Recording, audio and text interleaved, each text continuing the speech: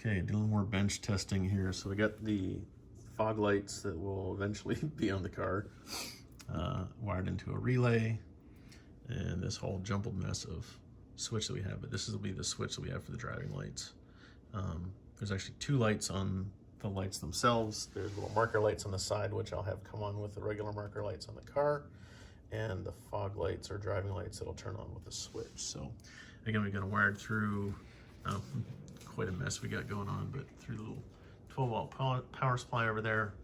And so I'll just show a simple switch. You can hear the relay kicking off too. We got some driving lights, so hit them again. Yeah, you can definitely feel that clicking of the relay for sure. And the old relay that we had was kind of a little janky, so this one works much, much better.